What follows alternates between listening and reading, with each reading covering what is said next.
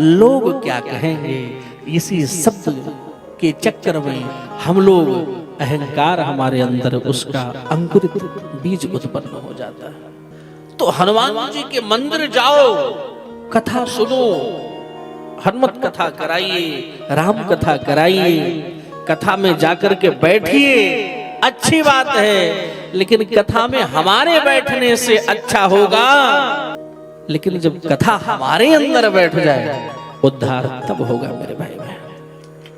कथा में बैठना अनिवार्य है, लेकिन उससे कहीं ज्यादा अनिवार्य है कि कथा हमारे अंदर बैठ जाए।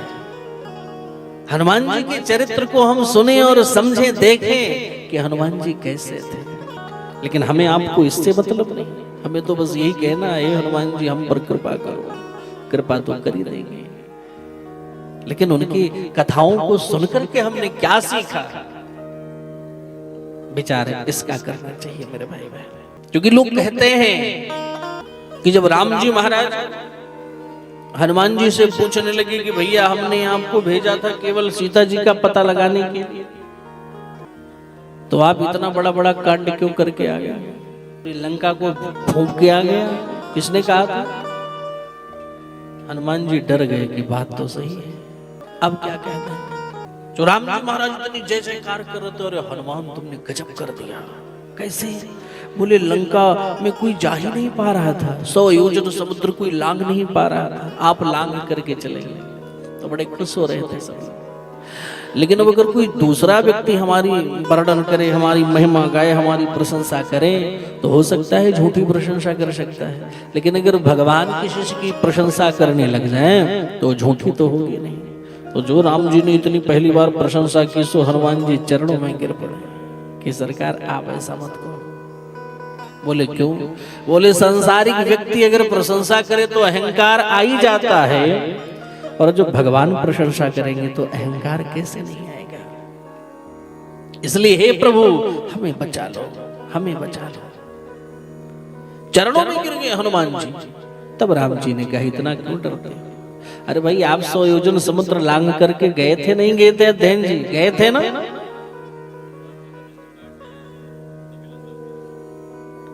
तो राम जी कहते हैं आप गए थे कि नहीं गए थे? बोले गए थे। बोले तो हम कहे ना क्या? बोले नहीं सरकार कहो, लेकिन वो हम नहीं गए थे। बोले क्यों?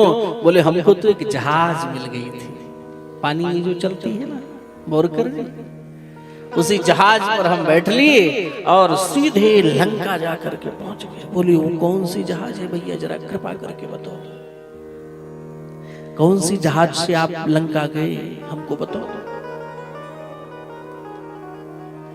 सोइए हनुमान जी बोले, क्या बोले? प्रभु मुद्रिका मेले मुख माहे, प्रभु मुद्रिका मेले मुख माही, प्रभु मुद्रिका मेले मुख माही, प्रभु मुद्रिका मेले मुख माही। जलती लाग गए अचरज नाही, जलती लाग गए अचरज नाही, प्रभु मुद्रिका मेले मुख माही, प्रभु मुद्रिका मेले मुख माही। सरकार आपने एक सुंदर से मुद्रिका रूपी जहाज हमें भेंट किया था, और हम उसी जहाज में बैठ लिए और जहाज में बैठ करके सीधे हम चले गए। अरे वाह, ये तो अच्छी बात होगी। और सरकार जब हम वहां पहुंचे तो हम एक वृक्ष के ऊपर चुप करके बैठे थे, छिप करके, और वहां पर रावण के कई सारे कार्यकर्ता लोग आए और मां जानकी को धमकी दे रहे हैं। हम चुपके से सुन रहे थे। अच्छा सरकार, फिर सुनते सुनते क्या हुआ, एक हमारे डिपार्ट की एक महिला वहां, मतलब आपके चरणों की अनन्याश्रित भक्त थी। क्या नाम था? त्रिजटा नाम था उसका।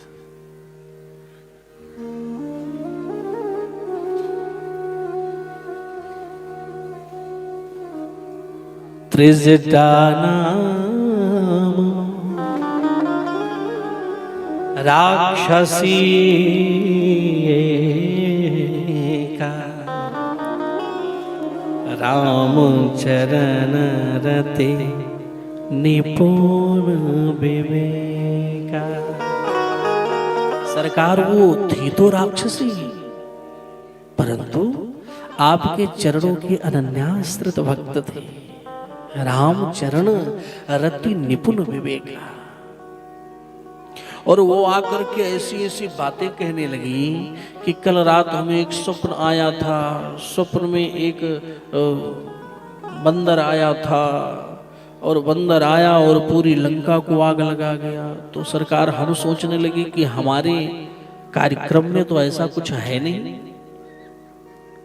फिर हमने अनुमान लगाया कि औरतों को इतनी जल्दी आ नहीं सकता, और ये कह रही है कि ये हमारा जो सपना है ये बस 2-4 दिन में सत्य भी हो जाएगा। यह सपना मैं कहूँ पुकारी, हुई है सत्य गए दिन चारी। तो हनुमान जी ने सोचा सरकार डायरेक्ट नहीं परंतु इनडायरेक्ट हमें सूचना दे रहे हैं कि हनुमान जी गए हो तो ने ये भी काम को निपटा करके आना उधर से। सोई सरकार हमने थोड़ा पर ध्यान केंद्रित किया, लेकिन फिर भी हमने जलाया नहीं लंका को। बोले फिर किसने जलाया? बोले सरकार हमारी उन्हीं का घी, उन्हीं का तेल, उन्हीं का कपड़ा, उन्हीं की आग, और अपनी ही आग में जब वो जल करके राख हो गए तो भला हमारी क्या गलती है? भाई हमारे शरीर में आग लगाए तो हम तो उसे बुझाने का प्रयास करेंगे, क्योंकि सबके देह परम प्रिय स्वामी, शरीर अत्यंत प्रिय होता है, इसलिए हम तो बुझाने का प्रयास किए। यत्र तत्र सर्वत्र हम तो जल की तलाश में थे, और इतने में संपूर्ण लंका जल करके राख हो गई तो भला हमारी क्या गलती है? और मैंने कुछ नहीं किया सरकार, हमने जलाया नहीं। और फिर जब हम लौट कर आए तो हमने सोचा माँ जानकी के चरणों में हमने प्रणाम किया, और वहां के फल फ्रूट इत्यादि जब हम खाए तो हमसे लोग टकराए, तो भाई अब हमको थोड़ा बहुत लड़ना पड़ा प्रभु, और हमने कुछ नहीं किया। बोले ये सब आपने किया है? अच्छा ये बात है? बोले हाँ। और अब जब माता जानकी के चरणों में हमने प्रणाम किया तब हमको याद आया, राम राम, चूंकि ये जो जहाज आपने दिया था प्रभु ये तो माता जानकी को प्रदान हमने कर दी, अब हम उधर से वापस कैसे आएंगे? अब तो हमारे पास जहाज भी नहीं है। तो हमारी माता श्री जानकी ने करुणा करके हमें उधर से एक और सुंदर जहाज प्रदान किया कि इस पर बैठ के आप सीधे प्रभु श्री राम के पास पहुंचे। चूड़ामणि उतारी तब दयाहू, यानी जो चूड़ामणि दिया माता जानकी ने हम उसी पर बैठ करके, उसी का आश्रय लेकर के। तो सरकार आप बताइए हमने क्या किया?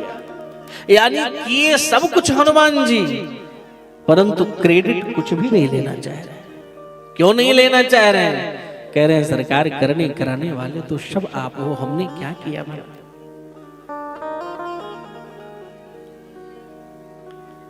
और हम एक माला भगवान को चढ़ा देते हैं तो 8 बार बोलते हैं, देखा माला लाए थे, देखा कैसा हमने भोग लगाया भगवान का, अपने हाथों से हमने रोटियां पकाई। आहा। तो हनुमान जी महाराज की अगर हम कथा सुने तो यही भाव हमारे अंदर भी होना चाहिए कि सरकार हम कुछ नहीं किए, करने कराने वाले तो सब आप हो, हम लोग तो बस दिखाई पड़ते हैं करते हुए। क्योंकि गाना अच्छी बात नहीं, गाओ अच्छा है, गाते समय बड़ी मस्ती में लोग आ जाते हैं। प्रभु आपकी कृपा से सब काम हो रहा है, करते हो मेरे राखो मेरा नाम हो रहा। तो ठीक है, ये गाने में अच्छा लग रहा है, लेकिन ये हमारे भीतर भी होना चाहिए। लेकिन हमारे आपके अंदर ये चीज नहीं बैठता है, इसे हमें अपने अंदर भी बिठाना जरूरी है मेरे भाई। तो हनुमत कथा सुने या शिव कथा सुने या राम कथा सुने। अब राम कथा सुन रहे हैं, उसमें भाई भाई का कितना प्रेम। हमारे द्विवेदी जी भी वर्णन कर रहे थे कि भरत और राम के प्रेम को देखना हो तो राम चरित्र को देखो, क्या भाई भाई में प्रेम है। एक संत जी की कथा हो रही थी, राम कथा, तो वहां के एक भक्त बड़े प्रसन्न हुए राम कथा सुन करके, और 2 किलो लड्डू खरीद कर लाए। ला करके जो महाराज जी कथा सुना रहे थे उनको ला करके भेंट किया।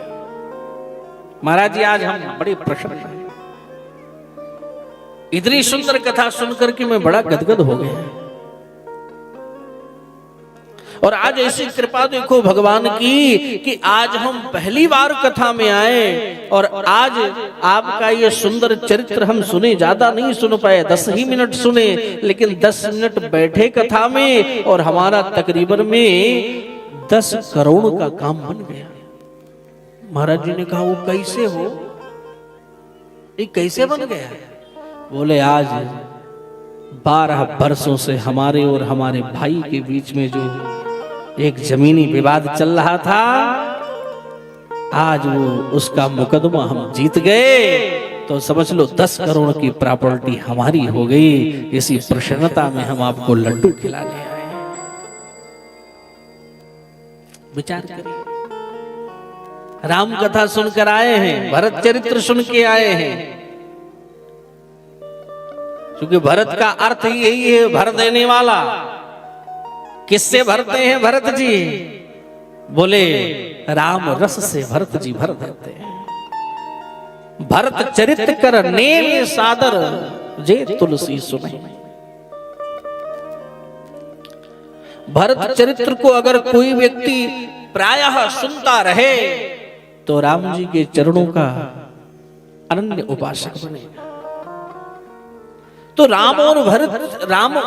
भरत और राम जी के चरित्र को सुनकर के आया है, और फिर भी भाई भाई की प्रॉपर्टी की बात कर रहा है। जो राम जी अपने भाई के लिए अपने सिंहासन का परित्याग कर दिए, और वो भरत जी महाराज बोले हमारे राम जी यहाँ पर नहीं बैठेंगे, सिंहासन तो उनका है। तो वो सब कुछ छोड़ करके चले गए नंदी ग्राम में। बोले नहीं नहीं, नंदी ग्राम में भी धरती पर नहीं बैठेंगे। बोले क्यों? बोले राम जी भी तो धरती पर बैठे, मैं तो उनका सेवक हूँ। अगर राम जी भी बैठे हैं वहीं पर हम भी बैठते हैं तो फिर सेवक का मतलब क्या होगा?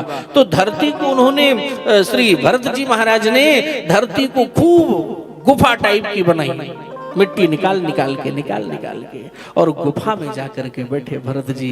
बोले राम जी जब आकर सिंहासन पर बैठेंगे तब हम आकर के यहाँ बैठेंगे।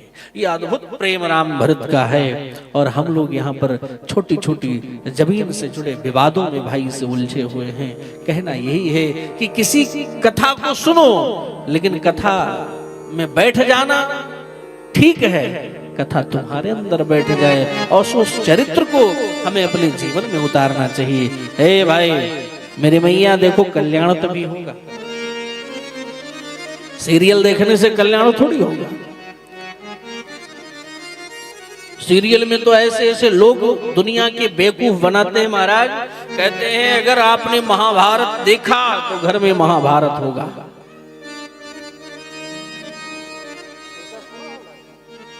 घर में अगर महाभारत की पुस्तक है, महाभारत का जो ग्रंथ है महाभारत का, अगर वो घर में है, आपके घर में रोज महाभारत होती है।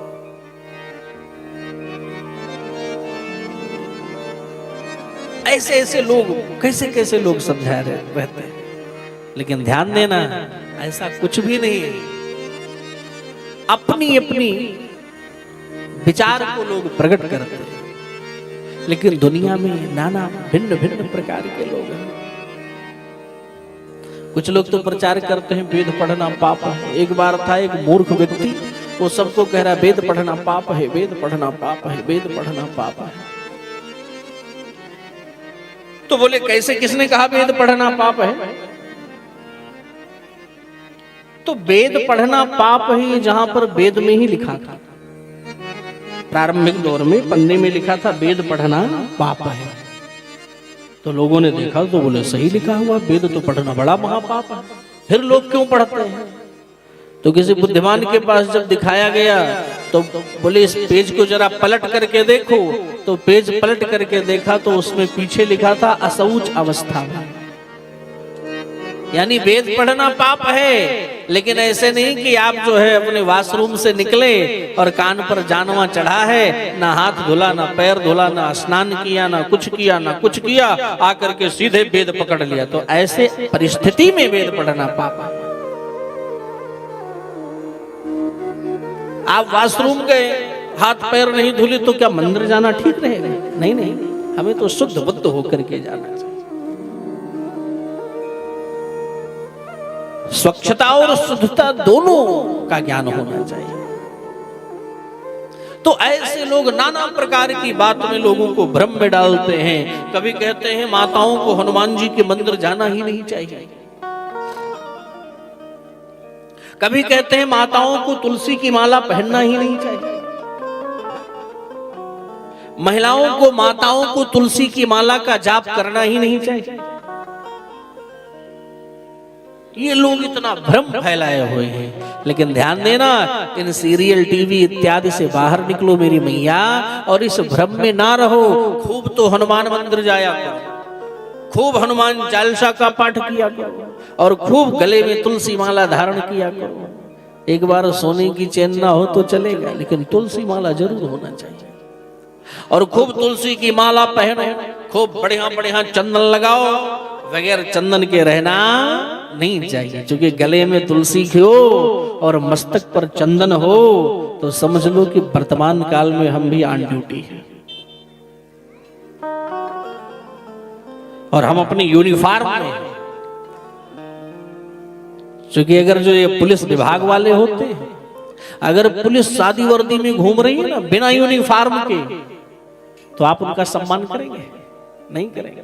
लेकिन अगर वो यूनिफॉर्म में है, फिर अगर आप बस में यात्रा कर रहे हैं और यूनिफॉर्म में आ गए, तो आप व्यक्ति का सम्मान नहीं कर रहे हैं, आप उस यूनिफॉर्म का सम्मान करके कहेंगे आप आकर के विराजमान हो जाइए, हम खड़े हो जाएं, आप विराजमान हो जाइए।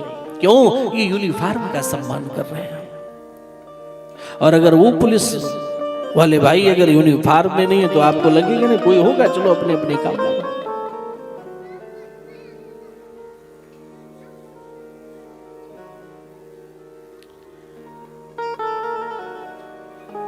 क्योंकि आपके कपड़े का जो ब्रांड होता है, बहुत सुंदर कपड़ा पहन लिया, बड़ा महंगा, बोले आपकी शर्ट कितने की है?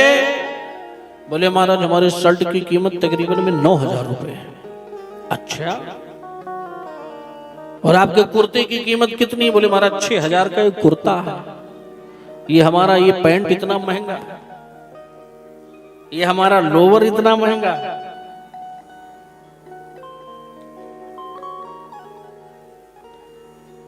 लेकिन क्या मतलब? उस ब्रांड के चक्कर में कोई पड़ेगा या आपके ब्रांड को पलट करके पढ़ने जाएगा? नहीं जाएगा ना। हम लोगों को देखो हमारा 300 रुपए का कुर्ता ये है, 300 रुपए की धोती, और आप लोग अच्छे अच्छे यहाँ जो है प्रणाम करते हैं, करते नहीं करते? कितने का ब्रांड है? बक्सी टेलर ने सिल दिया। वृंदावन में लोई बाजार में एक बक्सी जी रहते हैं, तो उन्होंने सिल दिया 300 रुपए का एक कुर्ता और 300 रुपए की धोती पहन लिए। और देखो, चाहे आप अधिकारी हो तो भी प्रणाम करना पड़ेगा, चाहे आप व्यापारी हो तो भी प्रणाम करना पड़ेगा, आप कोई भी हो अजय जी प्रणाम करना पड़ेगा, है नहीं है? तो ये ब्रांड को प्रणाम नहीं हो रहा है। तो यहां पर ब्रांड नहीं चल रहा है।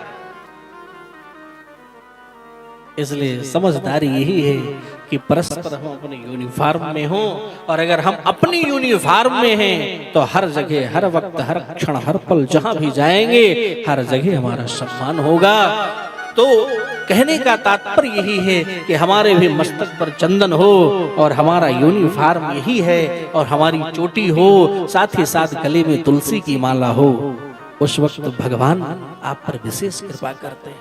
और चाहे एक बात बताओ, अगर यूनिफॉर्म में किसी पुलिस वाले पर हाथ उठा दो तो देखो पूरा पुलिस डिपार्टमेंट बिगड़ता है। अरे ऑन ड्यूटी किसी पुलिस वाले पर किसी ने हाथ उठाया, खैर नहीं, पकड़ो, जेल में डालो, इतनी इतनी धाराएं लगाओ महाराज। ऑन ड्यूटी यूनिफॉर्म, अगर ऑन ड्यूटी ये सारे यूनिफॉर्म कपड़े पहने हैं, अगर ऐसा कोई किया तो गड़बड़ होगा नहीं होगा? ऐसे आप भी अगर गले में तुलसी हो, मस्तक पर चंदन हो और वाणी में मधुरता हो, फिर आपका कोई अपमान नहीं करेगा। क्यों? क्योंकि भगवान तब कहते हैं कि अपना मान टले टल जाए पर भक्त का मान न टलते देख। फिर तो भगवान आप पर कृपा करने लगते हैं। इसलिए हमें हर वक्त, हर क्षण बड़ी मस्ती में होना चाहिए।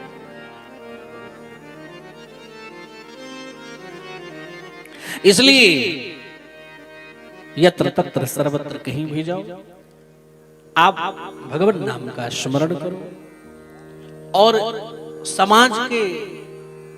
समाज को सुनना जरूर चाहिए, लेकिन जब कोई भ्रम फैला रहा हो तो वहां से निकल जाना चाहिए। एकादशी नहीं रहना चाहिए, ऐसा नहीं करना चाहिए। क्योंकि इसलिए हमने ऐसा निवेदन आज किया कि प्रायः हम लोगों को फोन लोग करते हैं, महाराज जी हमारे यहाँ तो कह रहे थे कि जो माला नहीं पहनना चाहिए, चंदन नहीं लगाना चाहिए। इसलिए चंदन खूब लगाओ, सब कुछ करो बड़े सुंदर तरीके से, और मस्ती में रह करके भगवान का भजन करो। खूब चंदन लगाओ, खूब तुलसी की माला पहनो, खूब हनुमान जी के मंदिर में जाओ और खूब हनुमान चालीसा पढ़ो, खूब रामायण पढ़ो, भागवत पढ़ो, महाभारत का अध्ययन करो, गीता का अध्ययन करो। ये सारा कुछ पढ़ो लिखो, और पढ़ने के बाद आप एक अलग तरीके के ज्ञानवान बनेंगे और बड़ी मस्ती में रहेंगे। फिर जो कभी कभी हम टेंशन में आते हैं, वो टेंशन हमारे जीवन में कभी नहीं आएगा। हम हर हाल में मस्त रहेंगे, स्वस्थ रहेंगे और भगवत भक्ति में व्यस्त रहेंगे।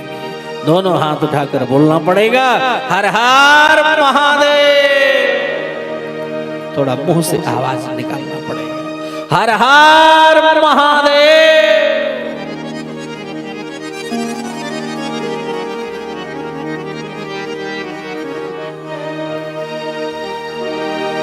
शिवनाथ तेरी महिमा,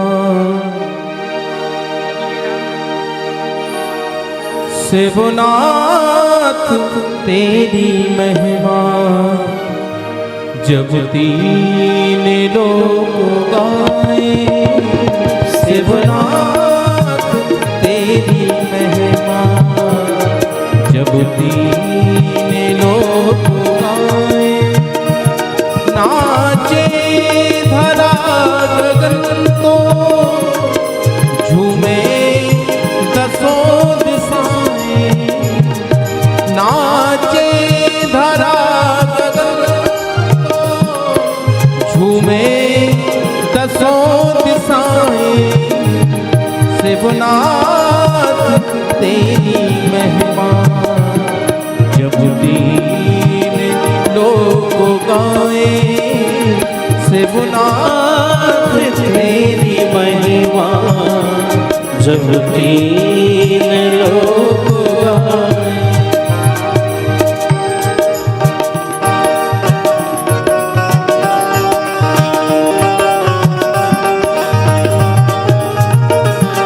आप भी भगवान शंकर की महिमा गाए और बैठे बैठे ताली बजाए।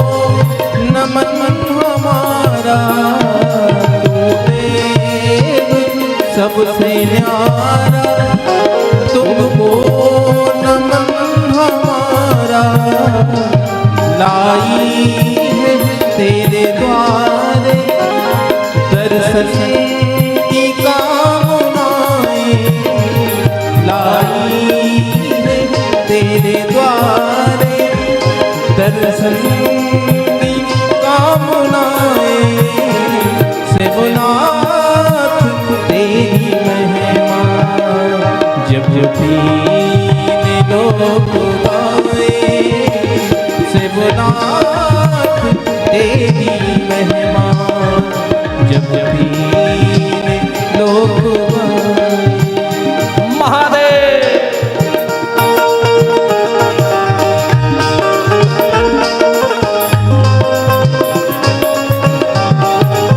उमापति महादेव की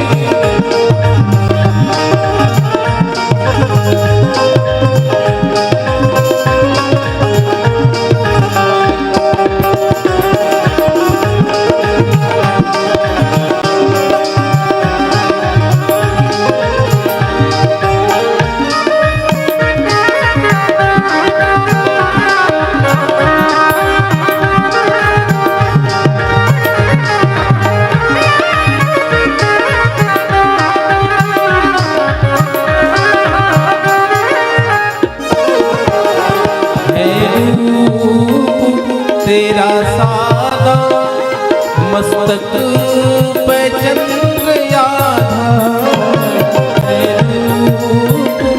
तेरा सादा मस्तक पे चंद्र याधा, आई है गंगाधारा लेकर तेरी जटाएं, शिवनाथ तेरी महिमा जब तीन लोग गाए, शिवनाथ तेरी महिमा जब तीन लोग गाए, नाचे धरा गगन तो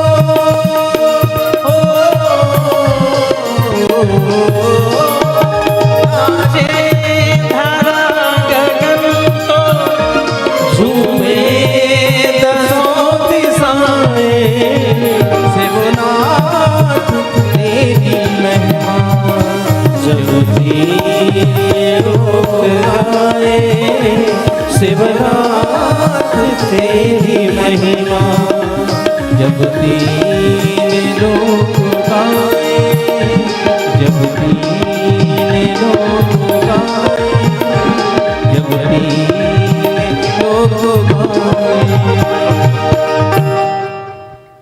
तो कहां तक महाराज महिमा गाई जाए? ऐसे ही गोस्वामी जी महाराज जब महिमा गाते गाते गाते गाते गंगा मैया के थक गए तो एक ही निवेदन किया। क्या कहा? को कही सकय प्रयाग प्रभाव, कालुष पुंज कुंजर मृगरामू, को कहे सकय प्रयाग प्रभाव। ए महाराज, प्रयाग की महिमा भला कौन बता पाएगा?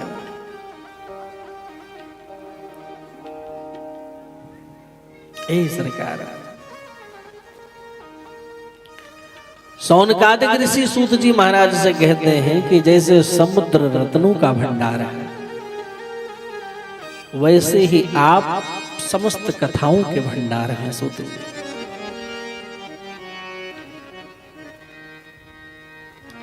हमें कृपा करके सुनाइए कि शिव पुराण मिस्त्री शिवलिंग की महिमा का वर्णन करके बताइए।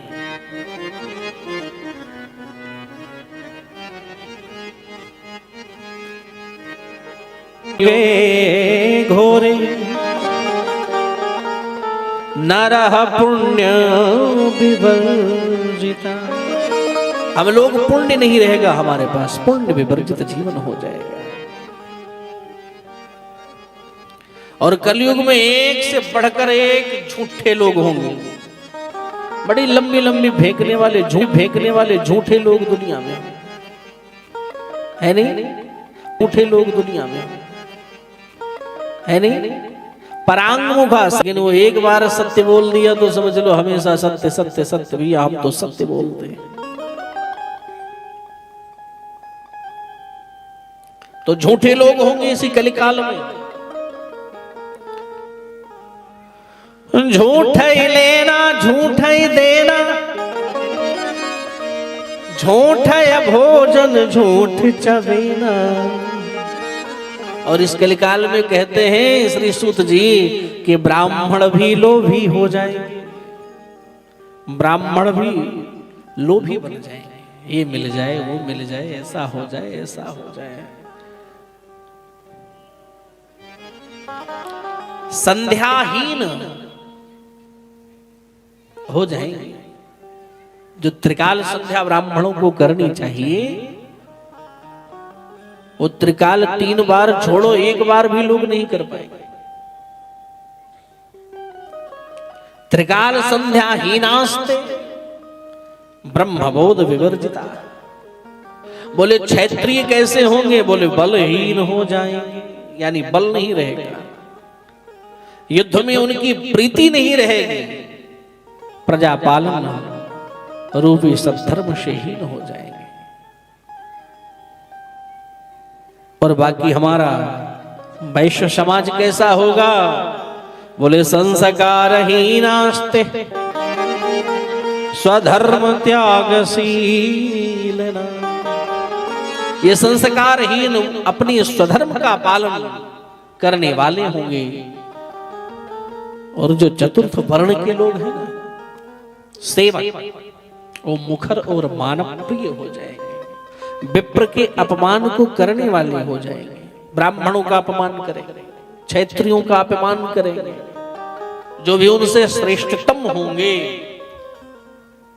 ब्राह्मण होंगे, साधु संत होंगे, वो उनका अपमान करना शुरू करेंगे। क्योंकि कलयुग के संदर्भ में मानस में बड़ी सुंदर सुंदर बातें लिखी।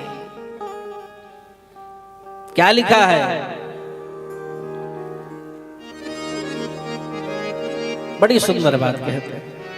बहु दाम सवारही धाम जति, विषया हरि लीलन रही वीरती। तपसी धनवंत दरिद्र ग्रही, कलि कौतुक तात न जात कहीं।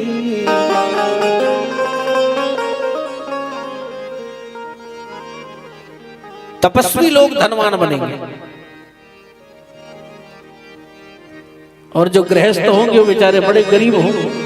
और जो तपस्वी होंगे साधु संत महाराज, लग्जरी गाड़ियों का काफी होगा, छोटे मोटे से नहीं, हेलीकॉप्टर से चलेंगे।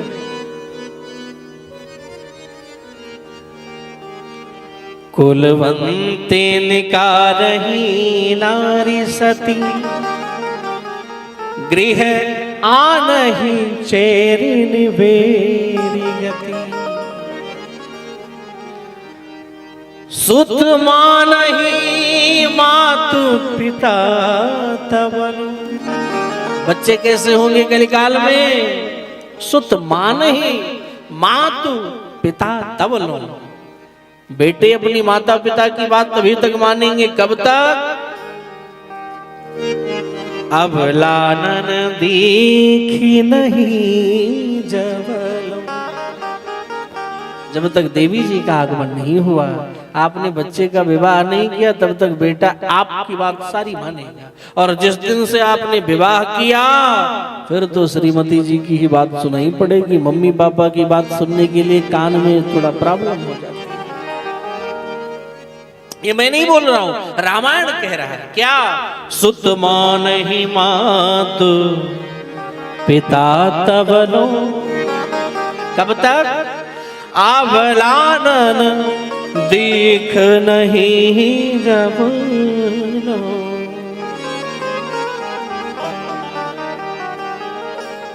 और लास्ट में एक बड़ी सुंदर बात कहते हैं, ससुरारी प्यारी भाई जब ते, रिपु रूप कुटुंब भय तब ते। क्योंकि ससुराल से ज्यादा प्रिय कुछ लगेगा नहीं उस समय। हाय ससुराल, ये मेरी सासू माँ, ये मेरे ससुर जी, ये मेरे साले साहब, ये मेरे मतलब वो ज्यादा प्रिय लगने लगता है। ससुरारी प्यारी भई जब ते, रिपु रूप कुटुंब भये तब ते। नृप पाप परायण धर्म नहीं, करे दंड विडंब प्रजानित ही।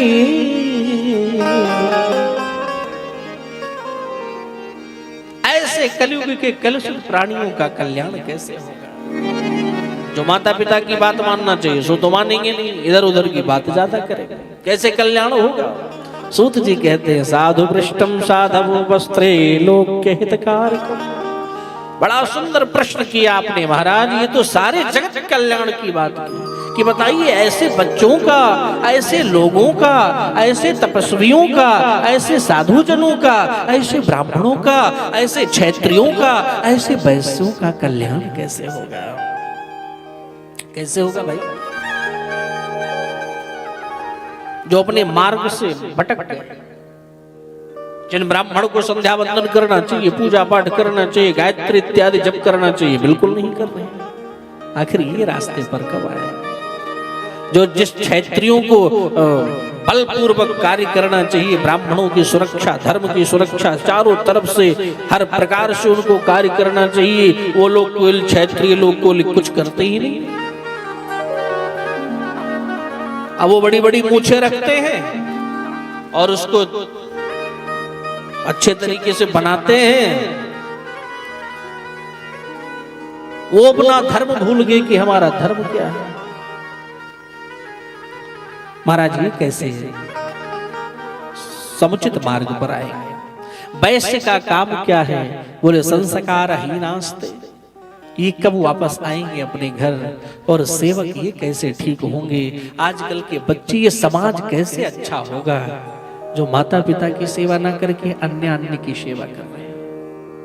ये कैसे ठीक होंगे?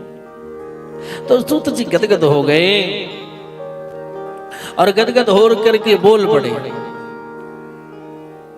कि संपूर्ण जगत के कल्याण की आपने चर्चा की। तावत सर्व पुराणानि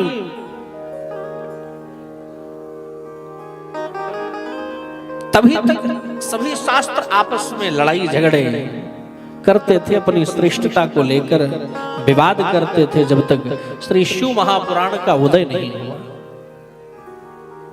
लेकिन जब शिव पुराण का उदय हुआ तो ऐसा कहा गया है कि जो भक्त, ध्यान देना, भक्ति पूर्वक, श्रद्धा पूर्वक, स्नेह पूर्वक अगर शिव महापुराण के एक अथवा आधे श्लोक का भी पाठ कर ले, वह समस्त पापों से मुक्त हो जाता है। ये मैं नहीं कह रहा हूं, बिलो फिर कौन कह रहा है? एतत् शिव पुराणम ही श्लोकम श्लोकार्धमेव च यह पठेद भक्ति संयुक्त सा पापान मोक्ष्यते।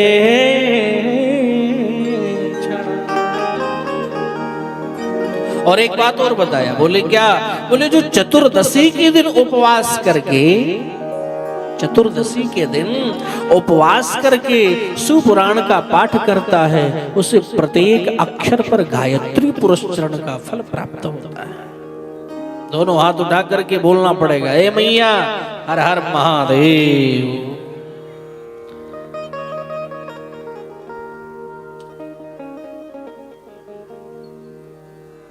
तो ये कैलाश संहिता के महात्मा तो भगवान शंकर ही जानते हैं।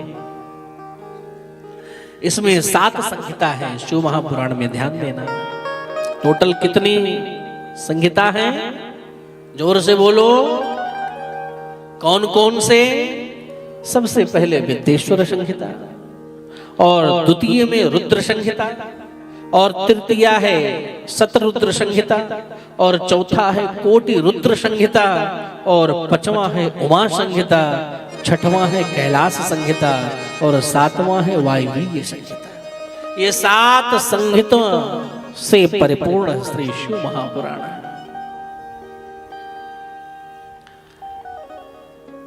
24,000 श्लोक वाला ये पावन ग्रंथ है जो आज हम सबके बीच में आया है।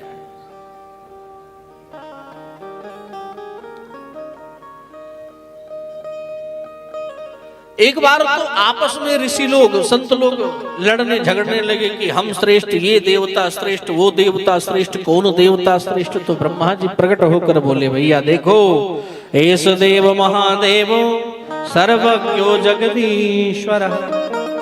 महादेव अथवा सदाशिव परम श्रेष्ठ हैं, बाकी सभी देवता रुद्रोर हरेर हरिश्चैव तथा नीचा सुरेश्वरः, सब उनकी ही सेवा सत्कार में लगे रहते हैं। यानी महादेव सब तो देव हैं मेरी मैया, लेकिन भोले बाबा, जोर से बोलो, और जोर से बोलो, सब तो देव हो, भोलेनाथ क्या है? लास्ट वाली माताएं भी कुछ अपना मुख खोले, बोलो महादेव। पीछे वाली हमारी आई लोग ऐसे हाथ करके बैठे, हम बोलेंगे नहीं, आप चाहे जो करो।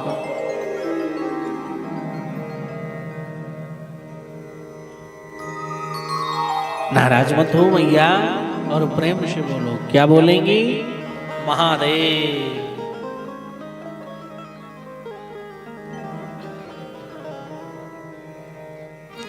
ज्यादा बोलना नहीं, बस ऐसे ही समय समय पर आनंद लेते रहो, हमारा कल्याण इसी में संभव है। सौनकादिक ऋषि कहते हैं, अथ किम परमं साध्यम किम वा तत्साधनम परम। ए सरकार, एक निवेदन है। बोले क्या? बोले साध्य कौन है और उसके पाने का साधन क्या है, और साधक कौन है? ये 3 प्रश्न बड़ा सुंदर है। बोले साध्य कौन है और उसके पाने का साधन क्या है?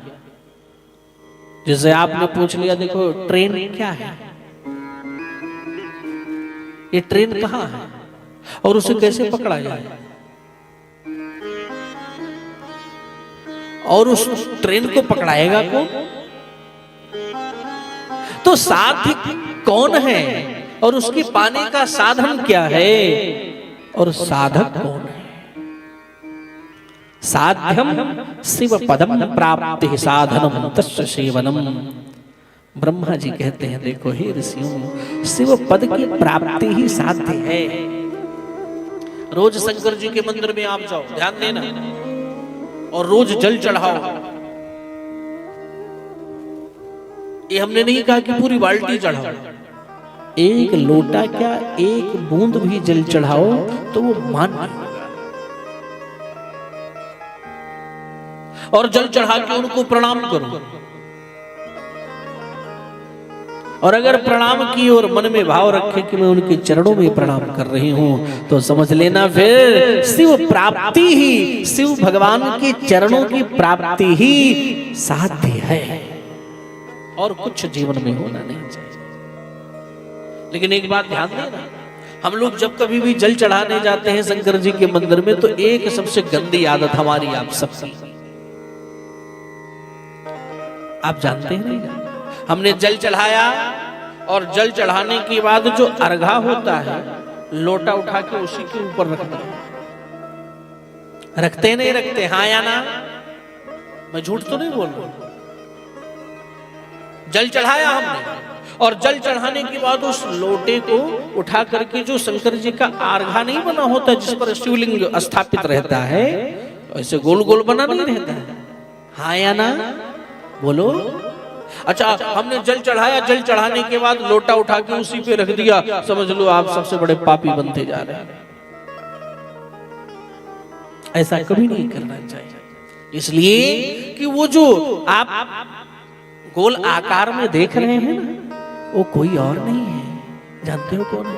वो साक्षात भवानी पार्वती मैया विराजमान है। क्योंकि भवानी के गोद में ही भगवान शंकर विराजमान है। तो आप ये जो लोटा रख रहे हो ना, ये कहीं अन्य जगह नहीं, ये भवानी के ऊपर आप लोटा रख रहे हो, इसलिए आप अपराध कर रहे हो। इस अपराध से बचो और शंकर जी को, शिवलिंग को प्रणाम करने के पूर्व पहले भवानी को प्रणाम करो। और अगर पिता के पास पहुंचने के पूर्व अगर माँ के चरणों को हमने पकड़ लिया तो पिता के चरणों में पहुंचने में हमें देर नहीं लगेगी।